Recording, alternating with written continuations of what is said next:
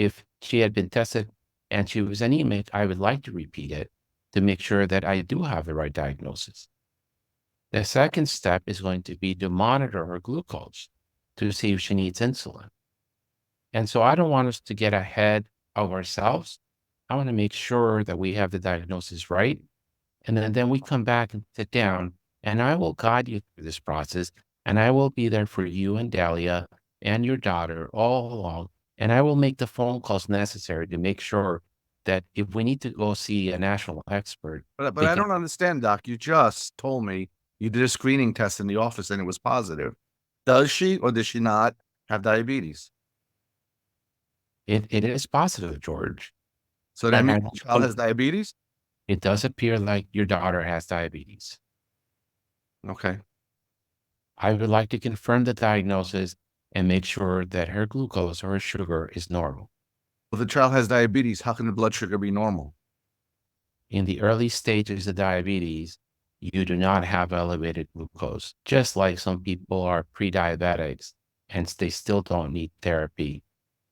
But can we just, instead of insulin, just put her on a diet and everybody's has diabetes? Maybe if we just put her on a diet, then we don't need to do anything. Absolutely, George. If her glucose is normal, making sure her vitamin D levels, her diet, and her exercise and her BMI are normal can help us delay the onset of the use of. My child is 2 years old. She's not overweight. But like you said, diet, good healthy lifestyles, and normal vitamin D levels do have a protective effect. Oh boy! So the child's going to be on medicine for the rest of its life. That's The information that we have is that if you test for these two antibodies positive, there is 100% chance that you will need insulin throughout at some point in your lifetime. We don't know if tomorrow, 4 years from today, 20 years from today.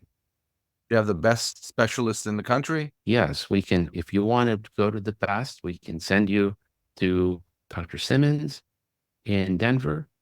They do most of the research on type 1 diabetes. Locally at Good Sam's, we have 3 great pediatricians that specialize in this problem. We can send you to Nicholas Children's in Miami, and I can make the call to one of their pediatric endos there that do nothing but this all day. If that would make you feel better. Yeah. We live in New York. We could certainly set up a consult with the peds endo at Good Sam. Okay, that might be better. So can we redo the blood work and then have you and Delia come back so we can talk one more time? Okay, we can do that. Great. Thank you, George. Dr. Orsini, where did I go? Very good. Very good acting, George. I think that These are all things you had experience with patients. I didn't give you the aggressive one. I should have. Yeah. Well, It's your fault. Why didn't you check earlier, Doc?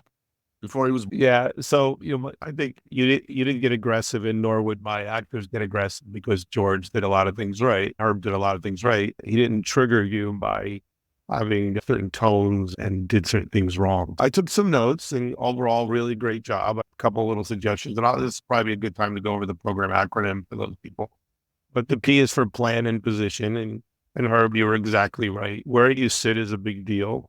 When you're giving bad news, it is not an option to do it standing up. Okay. It's bad on so many different levels. Someone can pass out. It sends the wrong message. It tells the patient that you really don't want to be there, that you're looking for the door.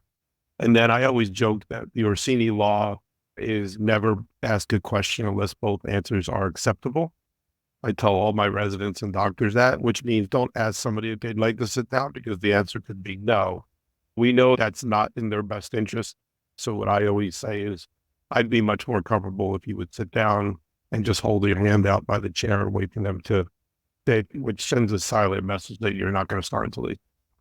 So Herb did exactly that. He sat down, he used correct body language.